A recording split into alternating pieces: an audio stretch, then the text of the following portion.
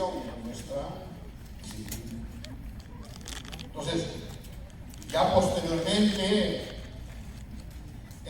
comienzan a incorporarse otros conocimientos para la necesidad de ¿qué? De una comprensión más integral del paciente, de la persona. Ya se pone énfasis en la necesidad de una evaluación no solamente del aspecto físico, no solamente un buen examen físico, sino la necesidad también de conocer la historia del paciente, el contexto en el que se desenvuelve, etc. No solo para entender la enfermedad, sino entender al paciente. Y entonces es en este contexto en el que ya se va dibujando esta nueva disciplina que es la psicología médica. Entonces, a estas alturas, ¿cómo podemos definir la psicología médica? Fíjense, dice, primero, parte de la medicina encargada de ¿qué? De dos cosas. Dice, informar y formar al médico. Todo esto está en el aula virtual, así es que ahí tienen la clase, ¿no? Necesitan tomar nota de eso. Como vemos, dos cosas, informar y formar al médico. ¿Informar de qué? La psicología médica les tiene que alcanzar una conceptualización integral de la persona. Tiene que acercarles, y eso es lo que vamos a darles, cómo entender al ser humano. Y entender en sus diversas dimensiones, en su dimensión biológica, en su dimensión psicológica, en su dimensión social. O sea, como ser integral. Cuando un paciente viene a nosotros, no es un órgano el que vamos a ver, es una persona. Es una persona que incluso vive una determinada situación y un determinado contexto. Y todo eso influye no solamente en el diagnóstico, sino en el tratamiento. Entonces, la psicología médica les tiene que proporcionar una visión integral del ser humano, ¿no? Tiene que ayudarnos a entender al ser humano como ser biológico, como ser psicológico y como ser social. Pero no solamente es cuestión teórica, no es solo que tenemos que tener una concepción teórica sobre el ser humano, sino aquí agregamos, dice, formar al médico. Es que no tengo emocionamiento. O sea, la psicología médica también tiene un objetivo formativo. Un poquito. ¿De qué modo? Facilitándoles a todos y cada uno de ustedes el desarrollo de sus habilidades de interacción personal. Es decir, cómo deben manejarse con los pacientes, cómo deben manejarse con las personas. Cada paciente es un mundo distinto, ¿no? Hay pacientes que de repente pues, es muy fácil interaccionar con ellos, nos sentimos cómodos, pero igualmente van a encontrar pacientes difíciles, pacientes complicados, van a encontrar de repente gente que pues es difícil relacionarse. ¿Por qué? Porque es una relación interpersonal. Y como entenderá, en una relación interpersonal uno le cae bien a todo el mundo y todo el mundo le puede caer bien, ¿no? Y la relación médico-paciente es una relación interpersonal. Entonces, tenemos que aprender a manejar eso. Cuándo hablar, cómo hablar, de qué manera, cuál es la oportunidad.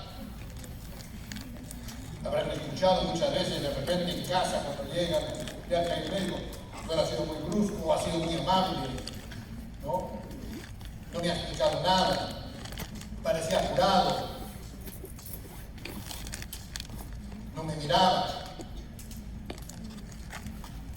Todo eso tiene como una parte formativa, por eso dice, encargada de informar al médico, ¿para qué? Para que podamos realizar mejor nuestra labor, nuestra tarea. ¿Eso es? ¿Quién más? No, es un Samsung. Tendré que hacer mi casa. Dios mío, para elegir tiene. Y la voy a ir a recogerla. Ya. Entonces, por un lado, la psicología médica tiene que alcanzarles una teoría de la personalidad, tiene que alcanzarles un acercamiento neurocientífico al estudio de la conducta, tiene que acercarles una percepción de los aspectos contextuales o sociales que influyen en la conducta. Por eso les decía, una concepción global del ser humano. Pero por otro lado, también tiene que ayudarlos a desempeñarse de modo adecuado en su práctica profesional, ¿no? Uno se va entrenando. Ustedes están en etapa de entrenamiento, ¿no? Entonces, desde aquí, una de las tareas nuestras es el poder ayudarlos en eso, ¿no?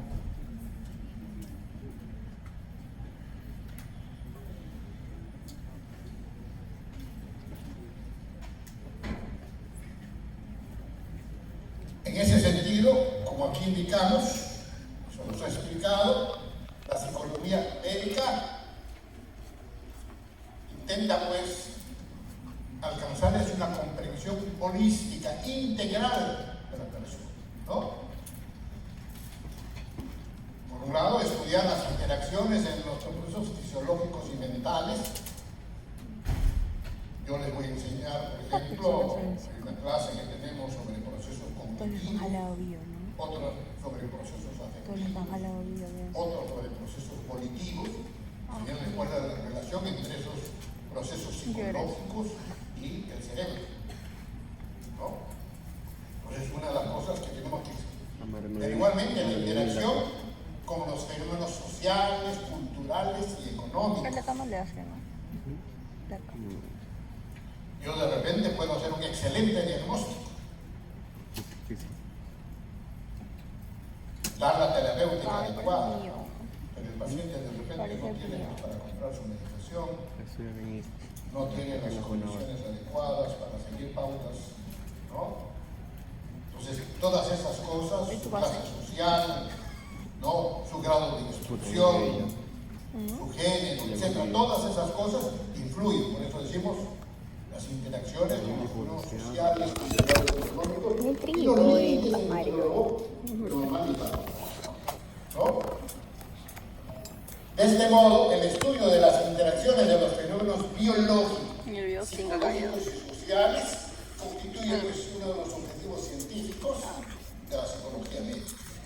Esa es la parte que les decía, informativa, proporcionarles, ¿no?, una teoría que permita estudiar cómo interactúan los fenómenos biológicos, psicológicos y sociales, que son parte del ser humano, parte de nuestra condición de seres humanos, y cómo todo eso luego puede ser usado ya de modo práctico, formativo, en un adecuado manejo de nuestra conducta, ¿no?, de nuestras actitudes frente al paciente. Entonces, en ese sentido, ¿cuáles son los objetivos docentes de la psicología médica? Primero, como hemos dicho, formar e informar, ¿no?, al médico para que realice mejor su labor. Segundo, servir de puente entre los conocimientos de ciencias básicas y la psicología general y social, ¿no? Por un lado, neurociencias, por ejemplo, y la cuestión de la psicología. Y tercero, sentar las bases para la comprensión de la psicopatología y la psiquiatría, ¿no? Pero teniendo en cuenta que la psicología médica no trata de formar psiquiatras, sino médicos completos. Médicos que no solamente vean órganos, que no digan el paciente de la cama 5, porque ese paciente de la cama 5 tiene nombre, tiene historia, ¿no? Entonces, y eso es parte de lo que es la historia de la medicina. La historia de la medicina, le dije, es historia de una ciencia humana, históricamente. Y eso debemos defender. En conclusión, la psicología médica se puede considerar pues como una ciencia híbrida, aún en periodo de gestación y diferenciación interna, que contiene, por un lado, aspectos de ciencia básica, ¿no? Ya les he indicado, necesitamos acercarles una teoría, lo psicológico, lo biológico y lo social, para entender al ser humano, aspectos de ciencia aplicada, en el sentido de que esto nos va a ayudar aquí a resolver problemas humanos específicos. Cada paciente es diferente, puede tener incluso el mismo diagnóstico, pero su manejo será diferente y para eso necesitamos estudiarlo adecuadamente. Y aspectos de tipo técnico, es decir, cómo me manejo yo para atender saludablemente a este paciente. Muy bien. Y ahora sí vamos a pasar al segundo tema, que es el tema principal, ¿no? Que es el de la relación médico-paciente. Esto no es una preocupación contemporánea. Claro, ahora hay más preocupación por lo que viene pasando, como les decía. Pero sin embargo, la importancia de la relación médico-paciente se da desde la antigüedad. Si no, veamos simplemente qué decía el padre de la medicina, Hipócrates. Cuando ustedes terminen su carrera, Yo pensé que querías uno nuevo. van a jurar. No que lo vi. Se jura bajo el juramento hipocrático, ¿no? Padre de la medicina. ¿Qué con eso? Ya en esa época, fíjense, vean, ¿De cuándo lo tienes? Hipócrates planteaba pues, que si uno quiere ser médico, Ya lo destruiste. debía reunir por lo menos 4 cualidades. Tú quieres ser médico, debes tener por lo menos 4 cualidades. Primero, conocimientos. Y está joya. En otras palabras, sí, pues hay que estudiar, señor Cristo. Porque está mal dice que es batería. Mira. Hay que hacer ciencia. Su compu. Hay que tener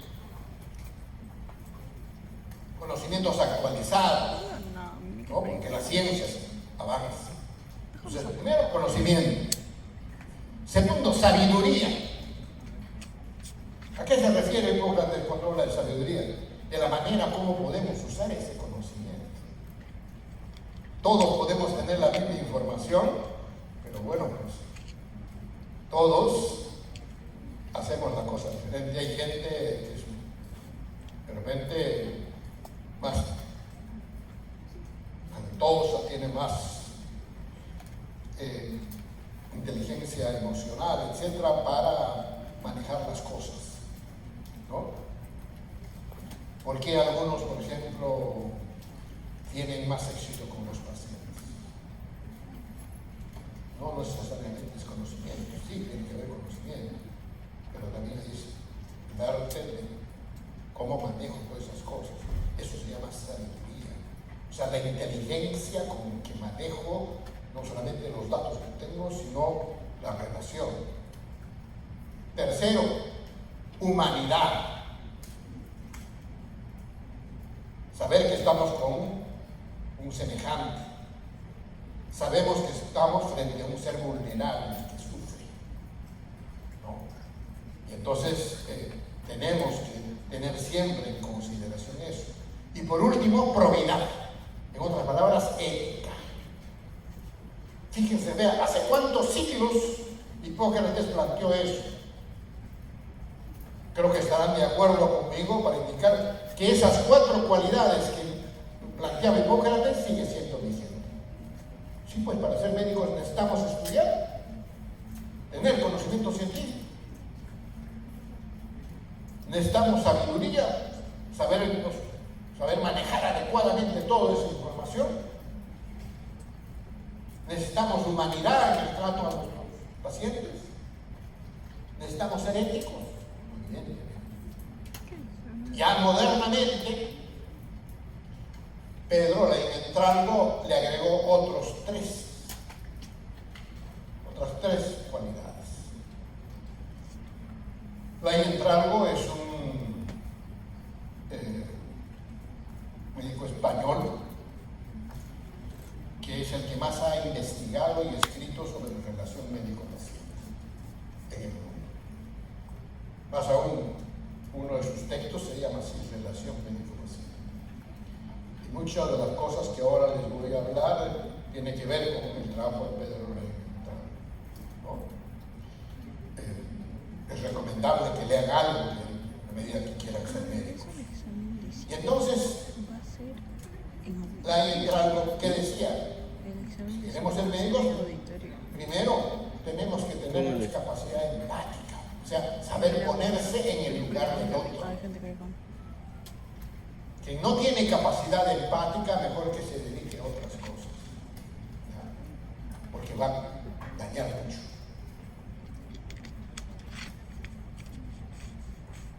Y éticamente, como ustedes saben, una de las cosas es el hacer el bien, el evitar dañar. Entonces, para eso necesitamos capacidad empática. Ponernos un poco, a ver qué puede estar sintiendo ese paciente, qué le puede estar pasando. Segundo, dice sentir como él o ella. En otras palabras, no olvidarnos que nosotros también somos seres humanos. No somos, pues, una computadora que recibe información. La información que recibimos, la interacción que tenemos con el paciente nos afecta también. Entonces hay necesidad también, como veremos, de estar atentos a lo que pasa con nosotros. No tenemos nosotros, pues, una cápsula aséptica para que nada nos influya. No somos absolutamente neutrales. Somos seres humanos y en ese sentido no hay que olvidarse de eso. Y tercero, disposición a la ayuda, ¿no? La medicina es una ciencia, es una disciplina, una parte, ¿no? En las cuales lo que se tiene que es apoyar, ayudar, es una profesión de servicio. Entonces, si uno no tiene disposición a ayuda, evidentemente no va a ser un buen médico. Entonces, no lo olvidemos eso. La medicina es una profesión de servicio. Entonces, son algunas de las cosas que se han ido. Muy bien. ¿Cómo podemos definir la relación médico-paciente? Dice, es primero una interacción. Una interacción. Por lo menos tiene 2 protagonistas, ¿no? El médico y el paciente. Es una interacción. O sea, no es una cuestión unidireccional, no es simplemente el estudio del paciente, no. Es una interacción entre el médico y el paciente. ¿Con qué objetivo? De devolver, pues, o establecer la salud del paciente en el mejor de los casos. No siempre se puede eso, y entonces muchas veces será solo aliviar su padecimiento, y ojalá en el futuro, ya va a ser tarea de ustedes, prevenir la enfermedad. La medicina hasta ahora es en gran parte recuperativa. La prevención, en realidad, es muy incipiente, es poco lo que se hace, ¿no? Pero la medicina tiene pues que intentar avanzar hacia ella. Esta relación, como verán, es una relación compleja. Es una relación no solamente intelectual, sino una relación técnica, que de hecho tenemos que saber cómo conducir la entrevista. Tenemos que aprender y saber cómo dar malas noticias, ¿no? Por eso es una cuestión técnica, pero también es una relación afectiva y ética.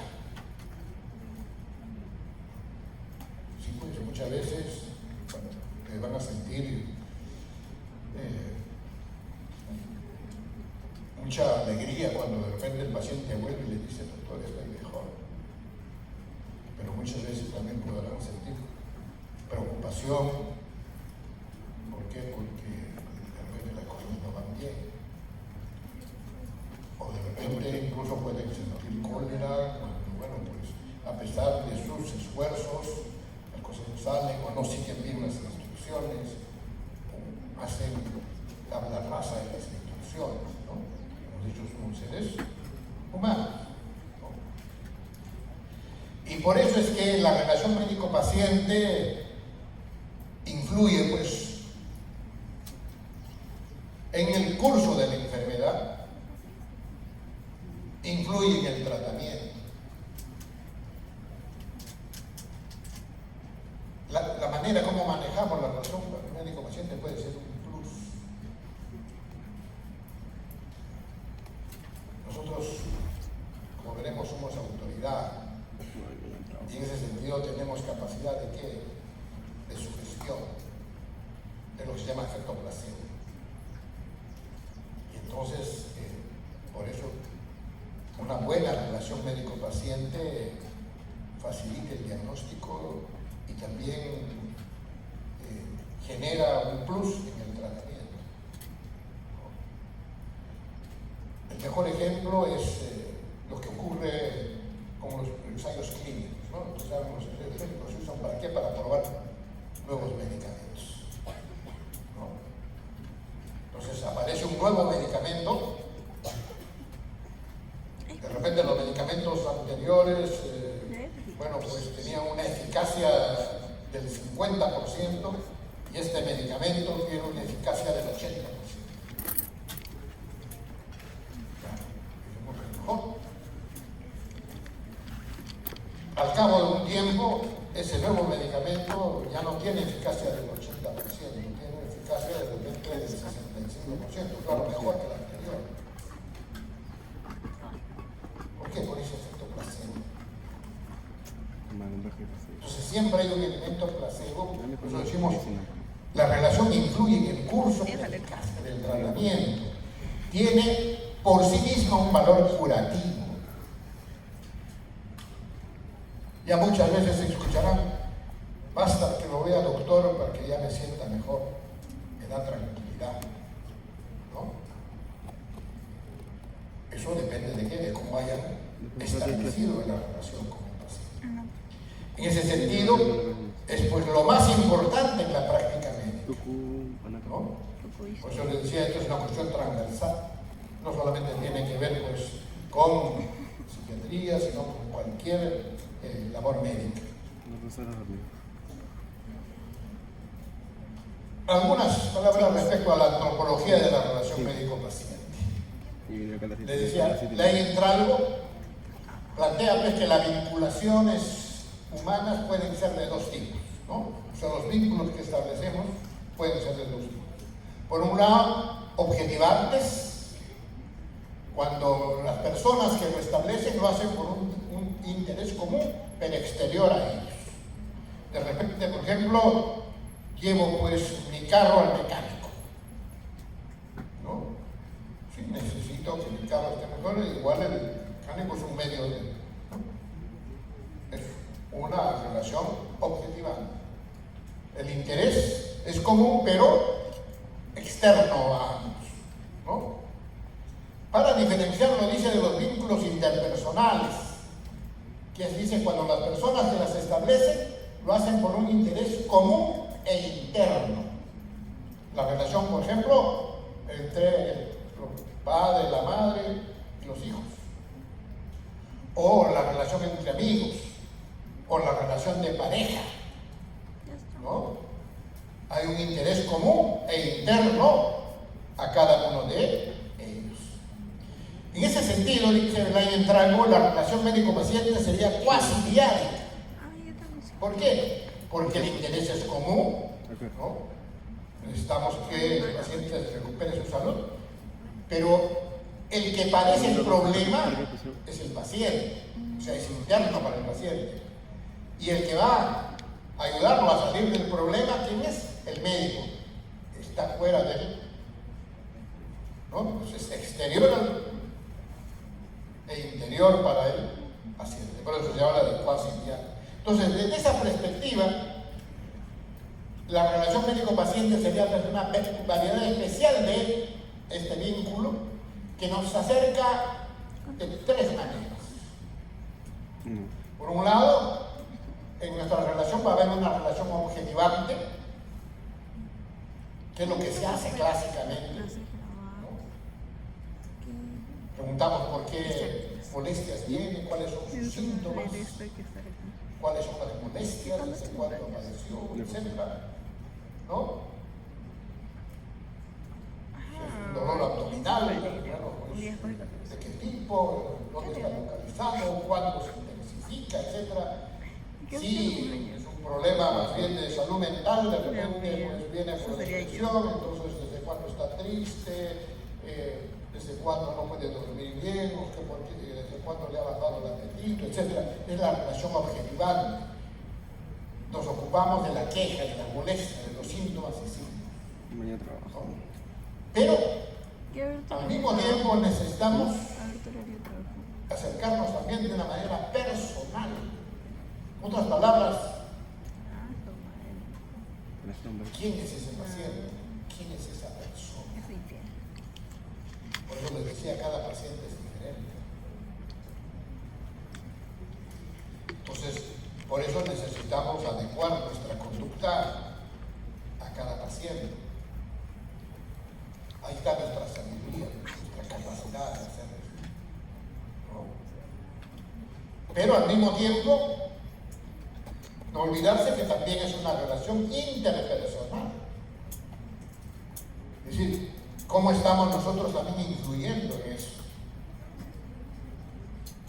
De repente no hemos sido suficientemente claros en las indicaciones, lo hemos hecho a la volada. Encima de eso, de repente nuestra letra es ilegible, ¿no? Y el paciente pues no está siguiendo bien las instrucciones. ¿Por culpa de él? No, porque simplemente hemos dado malas instrucciones. Pues estamos muchas veces tan serios, tan adustos, que el paciente tiene miedo de preguntar.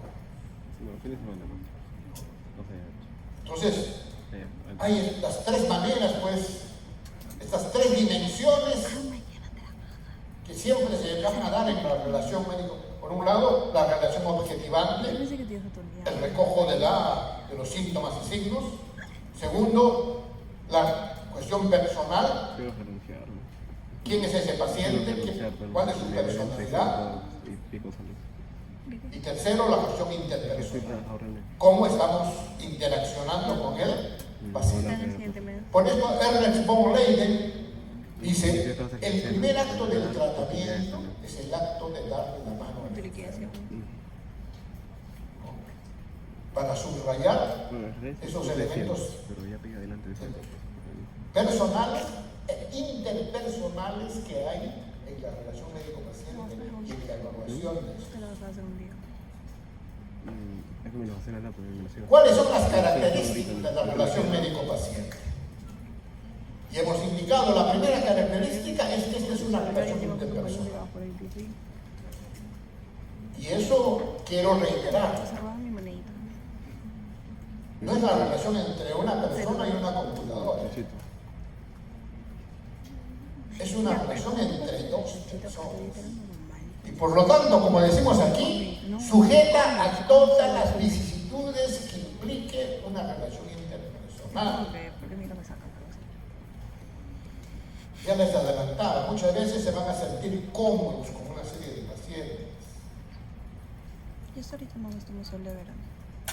En otros casos, Ahorita no gasto mi sol de verano. ¿Has trabajado? la relación va a ser Te más cuento que trabajo en un complicada, call. difícil. Un call center. Cállate, fue momento humilde. Muchas veces incluso No, gana 1400. será difícil que Pero quítale. podamos respeto, ¿sabes? trabajar terapéuticamente con el paciente. Entonces de repente hay que derivar, Es que era como que. porque siempre tiene que primar el interés del Pero aumentale paciente. 100 soles del bono por 6.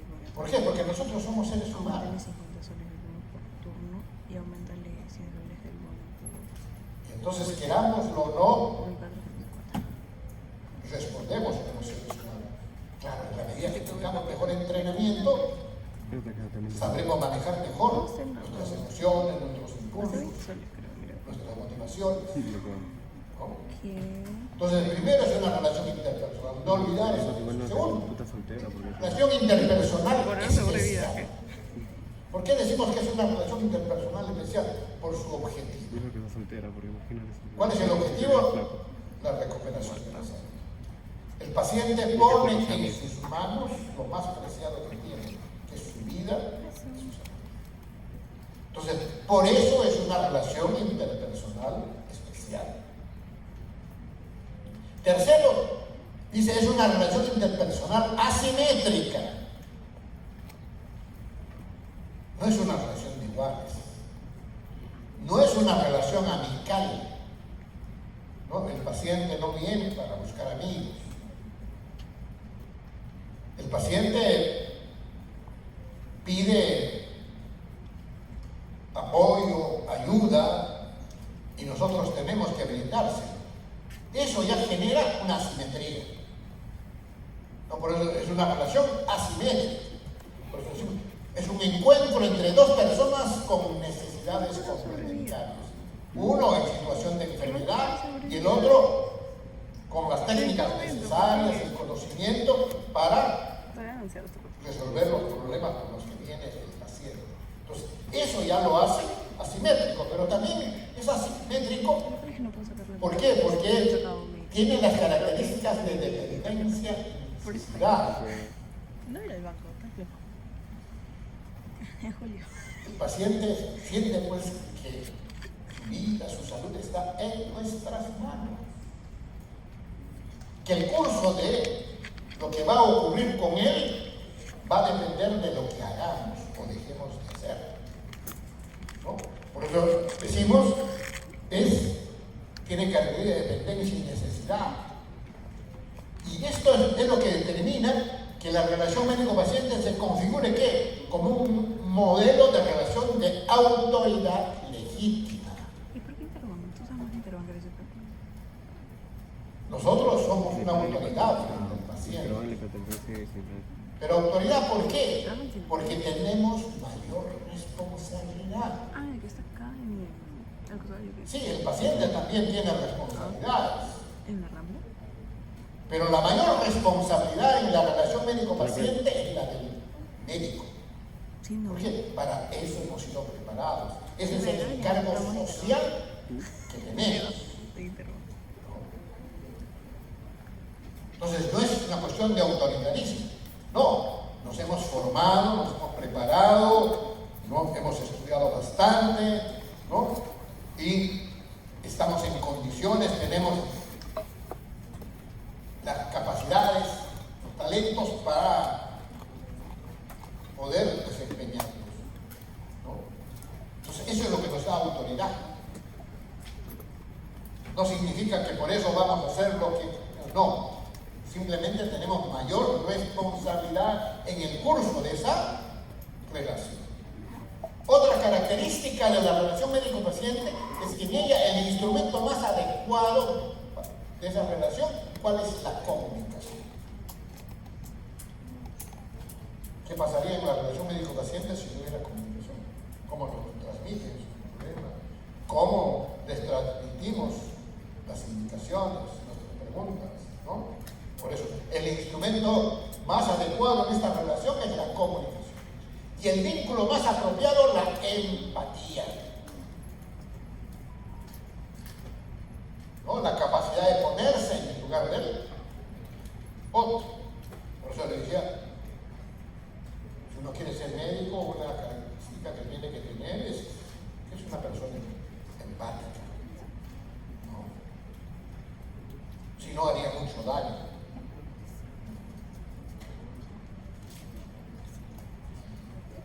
¿Qué otra característica tiene la relación médico-paciente?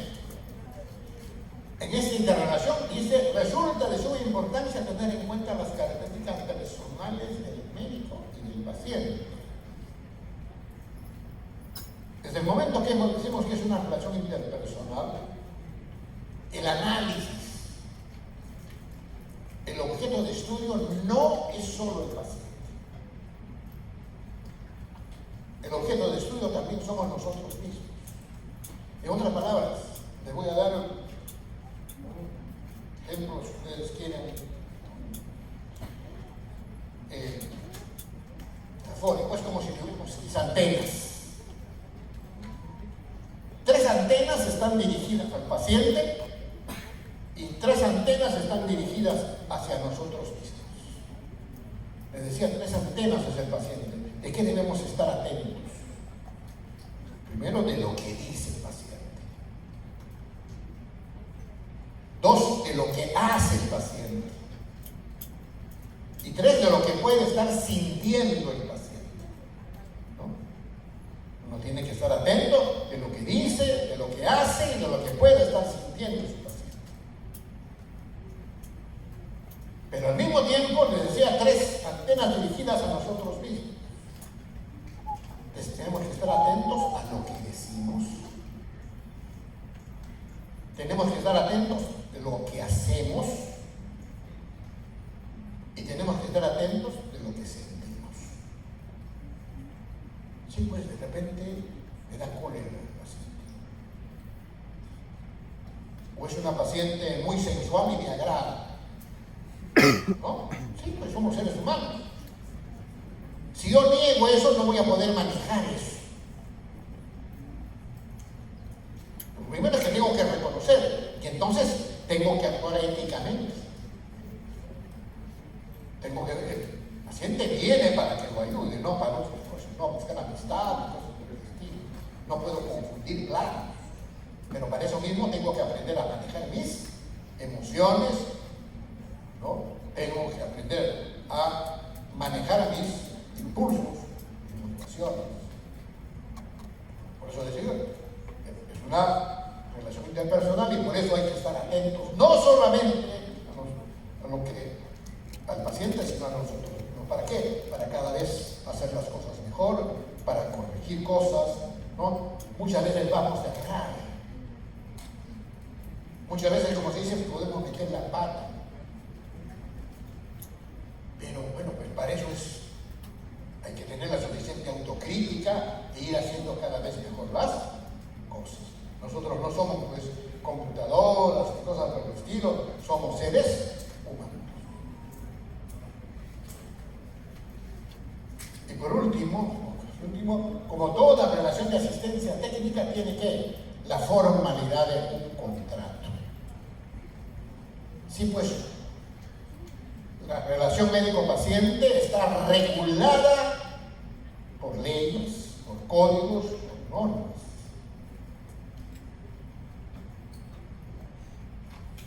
Cualquiera puede hacer medicina, ¿no? Pues, tiene que estudiar, tiene que hacer su internado y luego licencia. Cada cierto tiempo tiene que actualizarse.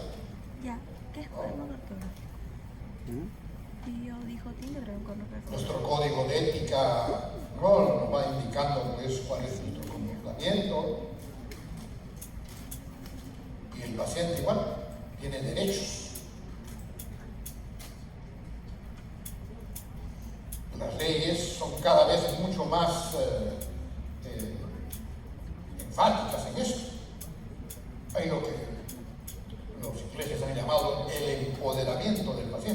cada vez el paciente tiene más poder. ¿Por qué? Porque tiene derecho, por ejemplo, pues, a hacer su diagnóstico, hay necesidad de consentimiento informado para incluso evaluarlo, ¿no? Entonces, cada vez hay más derechos. Entonces, por eso es que la salud no solamente es un bien individual y privado, sino también un bien social y público. Y por eso es que tiene que ser regulado, ¿no? Deberes y derechos.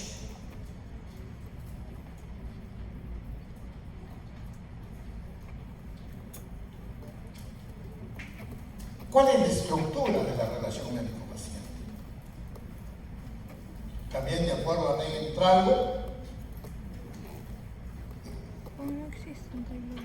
la estructura Cuaderno cartográfico. es la integración de qué? De estos 5 momentos No sé. Vamos a dibujar la... o 5 componentes de la relación. Y lo Por un lado está el momento afectivo, el momento cognoscitivo, el momento operativo, el momento social y el momento ético, ¿no? La integración de estos 5 momentos. No es que se dé uno a continuación del otro, todos esos se dan de modo simultáneo.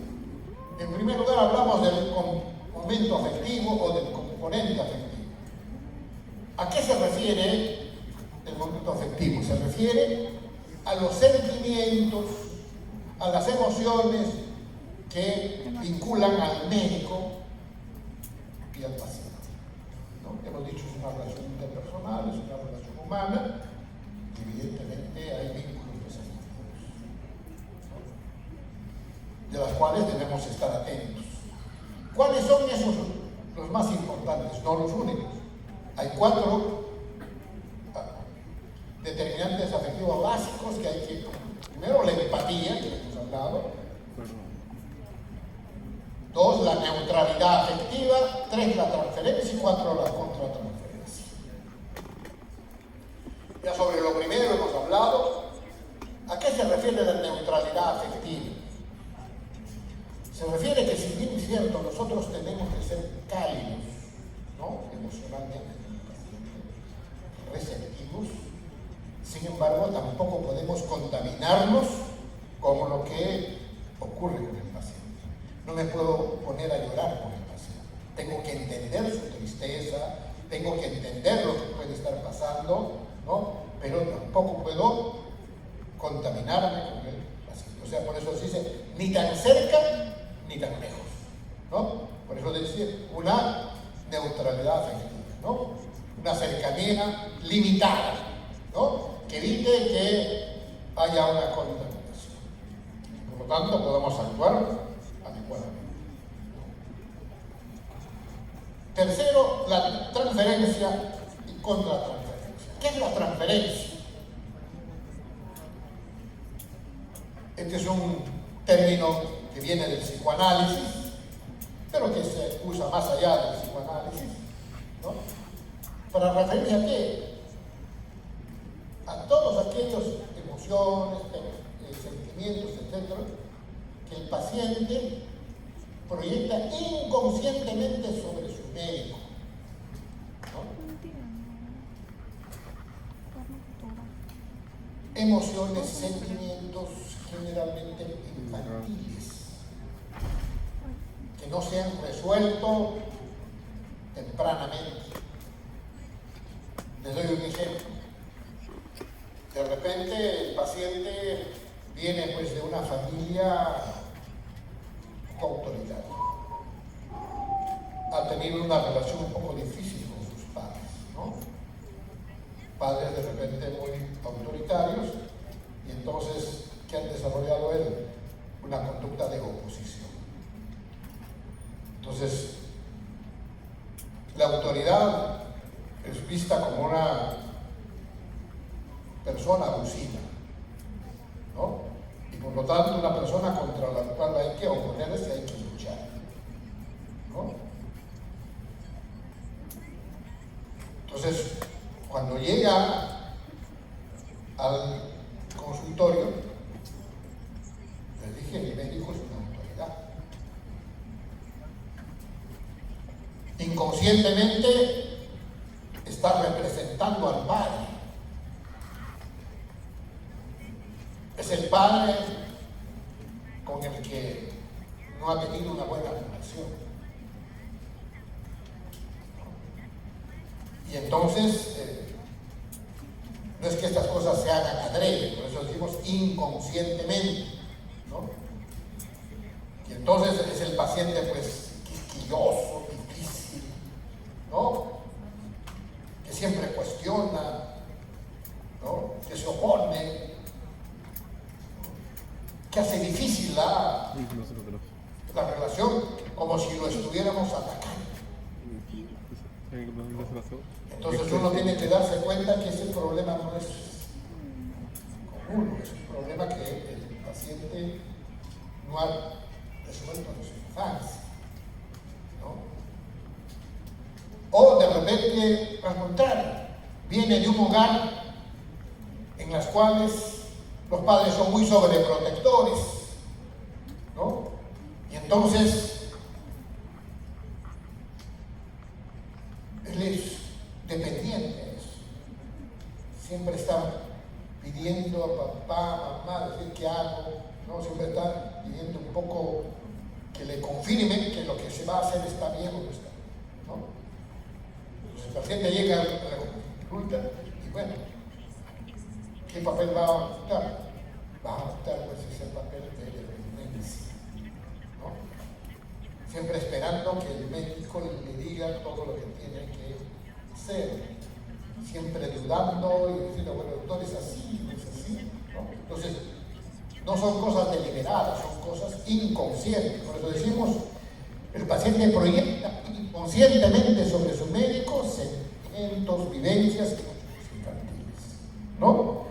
Como les he explicado, experimentará hacia nosotros los mismos deseos y prejuicios que tuvo hacia sus padres en la infancia, pero de modo inconsciente, ¿no? En ese sentido, muchas veces la transferencia puede ser positiva y otras veces negativa, ¿no? Incluso puede hacer pues que eso genere una relación conflictiva antiterapéutica. Entonces, preferible muchas veces incluso es transferir al paciente. Pero ocurre al revés, la contratransferencia. Es decir, ya lo que ocurre con nosotros. ¿Qué es la contratransferencia? Es el fenómeno mediante el cual nosotros proyectamos inconscientemente sobre el paciente sentimientos, vivencias y emociones infantiles, ¿no? Que no hemos resuelto.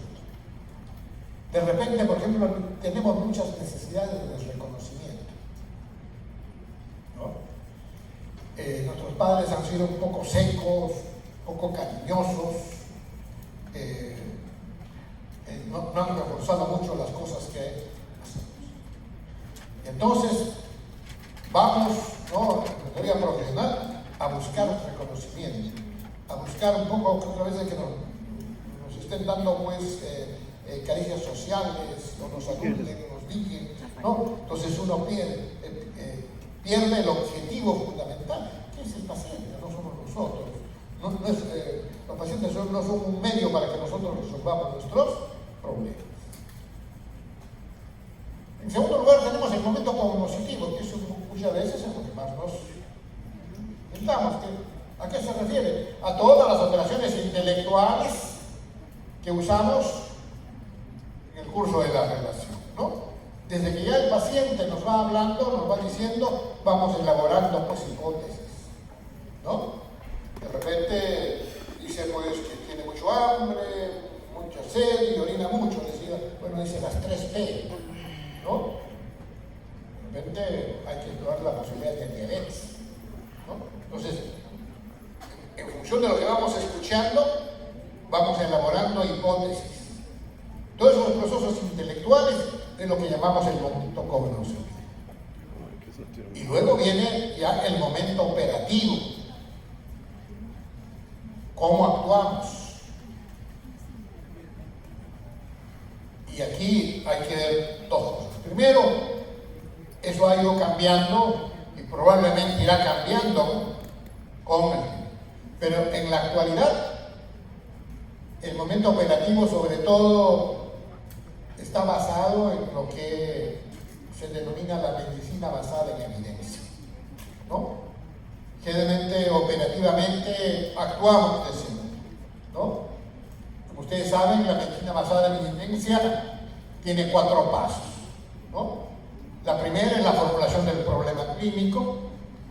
Hemos entrevistado al paciente, lo hemos evaluado y tenemos una serie de dudas, ¿no? Hay cosas sobre las cuales no tenemos respuesta clara, por lo menos. Entonces necesitamos investigar, ¿no? Entonces, ¿qué hacemos? Una búsqueda sistemática de literatura relevante sobre el tema. Ahora, felizmente, ustedes tienen eso facilidades, ¿no? Ahora incluso hay buscadores especializados, ¿no? Entonces, ya les dan un poco casi molidito, ¿no? En mi época, bueno, teníamos que entrar a la biblioteca, las revistas, los libros, etcétera, y buscar información. Ahora todo eso se ha facilitado, ¿no? Incluso ahora con la inteligencia artificial pueden hacer muchísimas otras cosas, ¿no?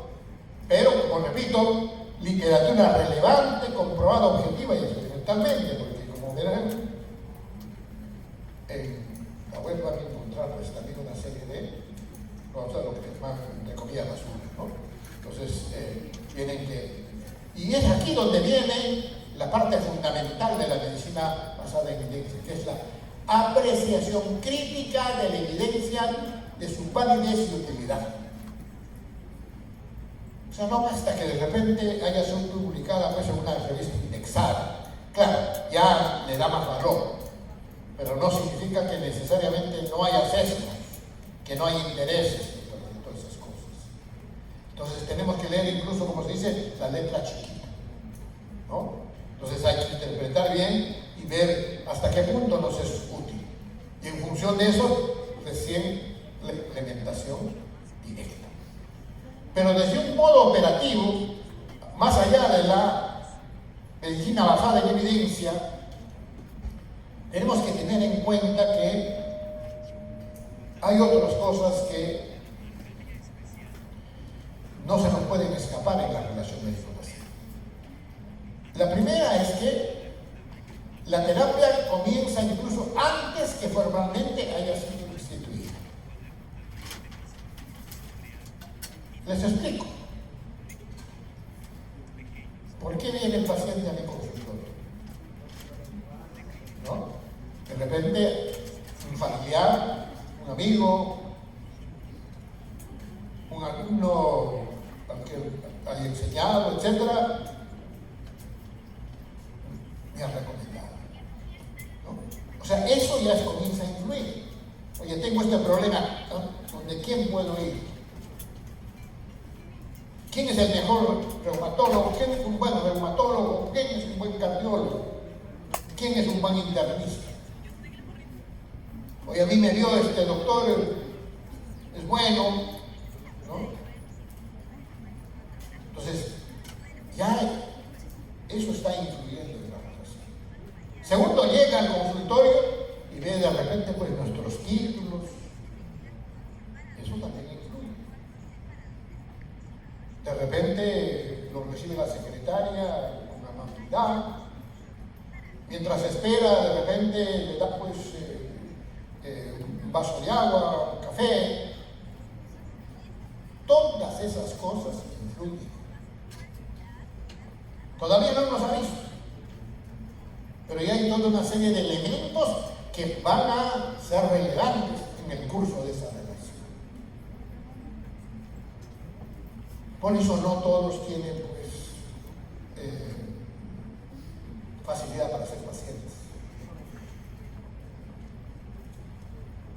Por eso algunos tienen más éxito que otros.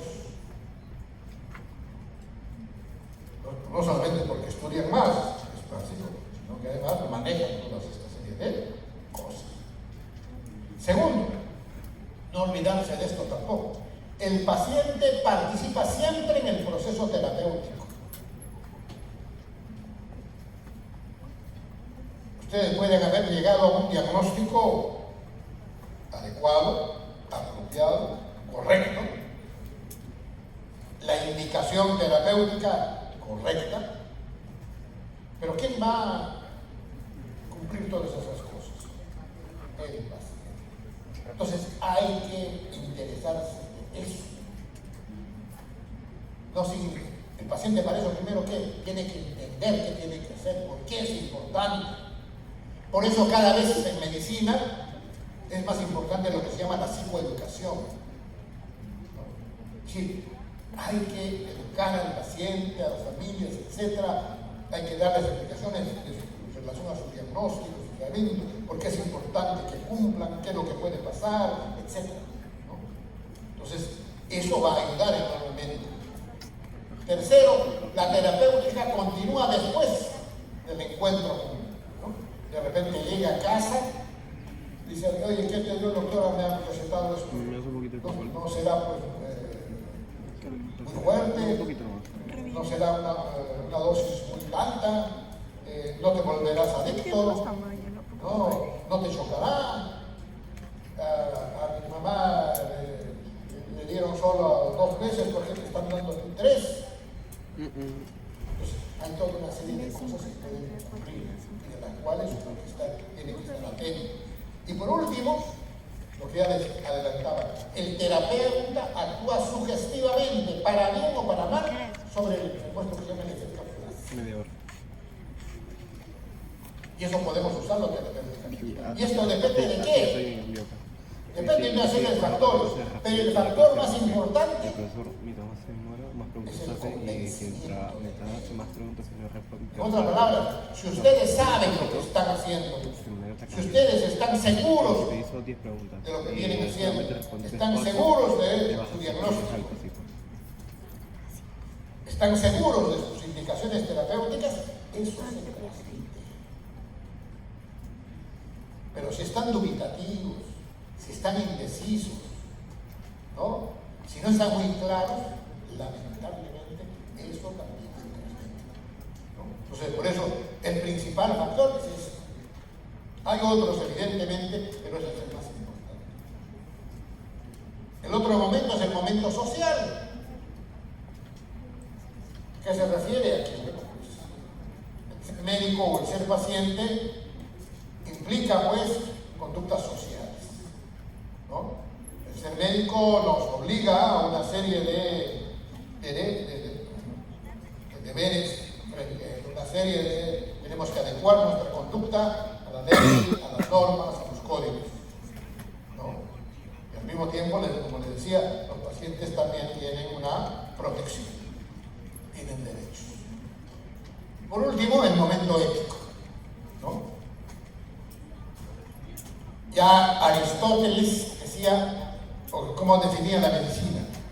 La medicina, dice, es la técnica de la recta razón de las cosas que pueden hacerse y no hacerse, ¿no? Eso ya era una definición de la medicina desde el punto de vista de la ética. Y esto evidentemente se ha ido cada vez más sistematizando, y ahora tenemos pues la Declaración de Ginebra de la Asociación Médica Mundial, que es el juramento hipocrático en realidad, indicado, y los principios de la vida ética, ¿no? La beneficencia, hacer el bien; la no maleficencia, no hacer daño; la autonomía, el paciente tiene que decidir; y la justicia, o sea, cómo distribuir equitativamente los recursos de salud, ¿no? En ese sentido, como verán, el paciente actúa guiado sobre todo por el principio moral de la autonomía, el médico por la beneficencia y no maleficencia, y la sociedad por el de la justicia. Ya casi para terminar, algunos estudios empíricos que de algún modo retratan pues los problemas que tenemos en la relación médico-paciente. Este es un estudio de Cushing, ya como ven, bastante antiguo, pero que sigue siendo vigente. ¿Qué encontró Cushing? Encontró que de cada 100 pacientes que uno tiene, al cabo de 5 años, solo 15 siguen con nosotros. 85 nos han abandonado, han cambiado de médico, ¿no? Solo el 15% se mantienen con su médico. ¿Y por qué? Una serie de razones. Pero Cushing lo que encontró, que la principal razón son las pocas habilidades comunicacionales del médico. A veces, pues, no explicamos bien a nuestros pacientes, no respondemos a sus interrogantes, no damos indicaciones claras, no nos mostramos muchas veces muy distantes, ¿no? Y eso es lo que determina que, bueno, pues, Cushing encontró. Este es otro de Simpson. ¿Qué encontró Simpson? También una cosa preocupante. Como ven, solo casi la mitad de las quejas que traen los pacientes son investigadas por nosotros. Usando una metáfora, diríamos, es como si solo usáramos un oído, solo escucháramos por un oído, ¿no? Solo la mitad de las quejas son investigadas, ¿no? Y el problema es que en la medida que esto afecte la relación, generalmente una mala relación favorece un desenlace negativo de la enfermedad, ¿no? Se han hecho estudios de que los pacientes, a veces, que más problemas tienen en su evolución, que muchas veces se agravan, ¿no? Se complican. Un elemento que uno tiene que evaluar es cómo van las relaciones. Ya les contaba esos documentos, los casos que veíamos en el Comité de Ética del Colegio Médico, muchos de ellos probablemente no debían haber llegado si es que se hubiera manejado adecuadamente la relación médico-paciente. ¿Por qué? Porque muchas veces la medicina personal es una ciencia exacta. Muchas veces las cosas no van como uno quiere. Si uno explica al paciente, a la familia, etc., en general el paciente, la familia va a entender, ¿no? Entonces, lo que ocurre muchas veces es que esa relación se ha traslocado. Entonces, termina pues en estos comités.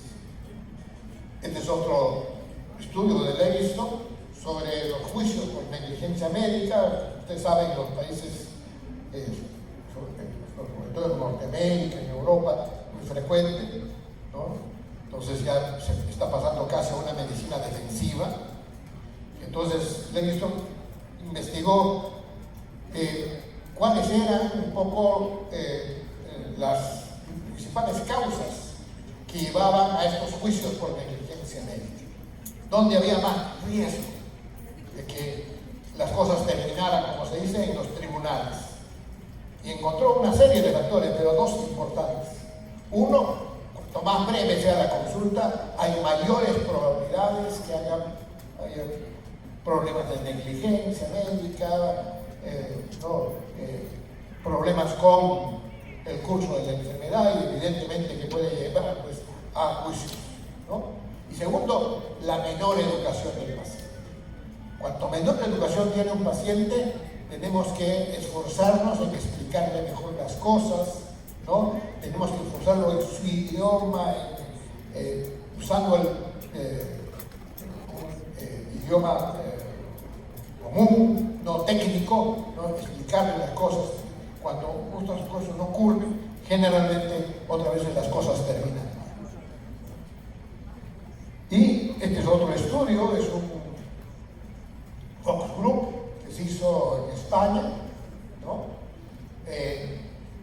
Se entrevistó a 24 médicos y a 22 pacientes, ¿no?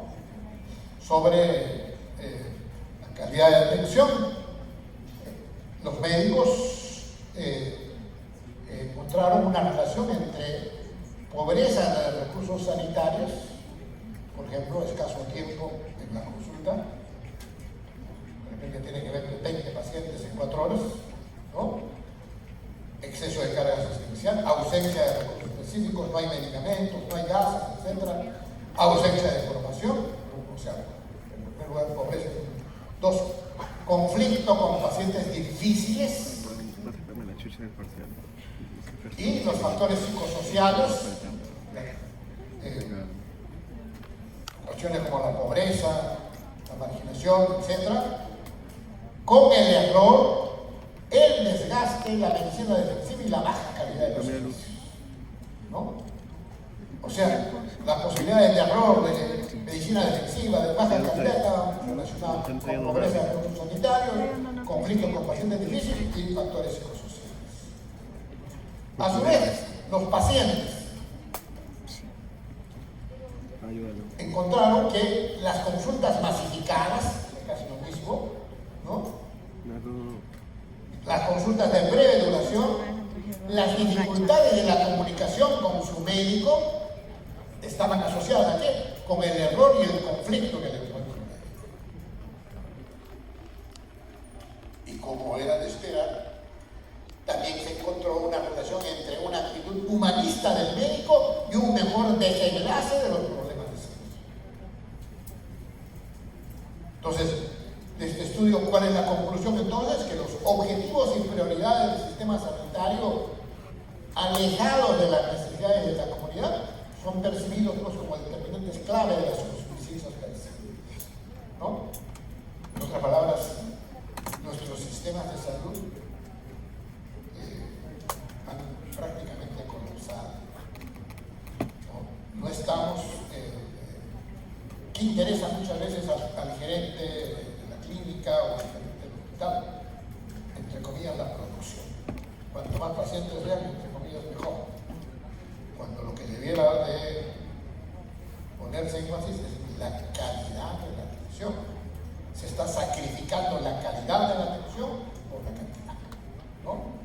Entonces, muchos pacientes en un poco tiempo, no hay recursos adecuados, faltan medicamentos, falta una serie de insumos médicos y eso evidentemente genera pues, mayores dificultades. Y finalmente, hay algunas otras circunstancias que pueden influir en la atención. Las condiciones de trabajo, ¿no? El salario, evidentemente, la mayor exigencia del paciente a la sociedad, la regulación por pares.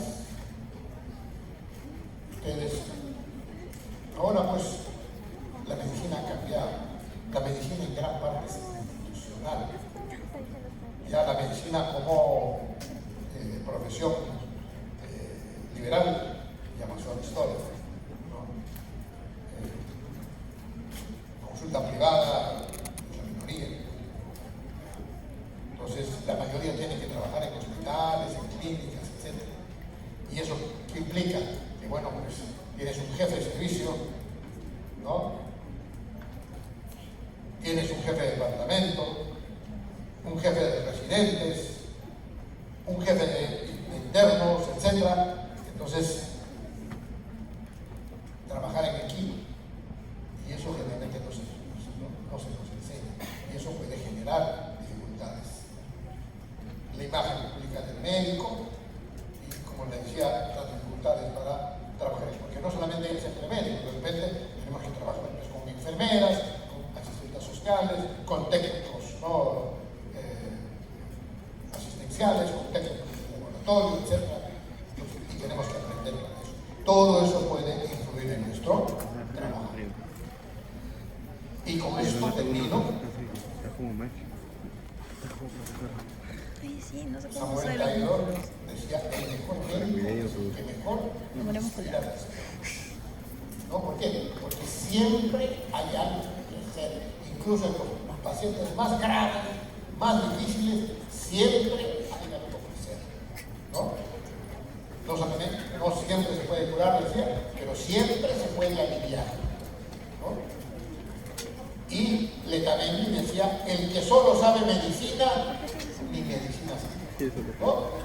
Lo que les he intentado es entender, Tenemos que entender al ser humano en su integridad, ¿no? Como ser biopsicosocial. Y no olvidarse que nosotros también somos personas. Entonces, ese encuentro va a haber un resultado que puede ser satisfactorio o que puede generar conflicto y dificultad. Apostemos siempre por nosotros primero, y para eso se necesita prepararse adecuadamente y no olvidarse de que no solamente tienen que ser buenos médicos, sino que para que sean buenos médicos tienen que ser buenos. Y le hizo regresar. ¿Sí? Sí, le hizo regresar. Pero casi empezaba siempre lo daba.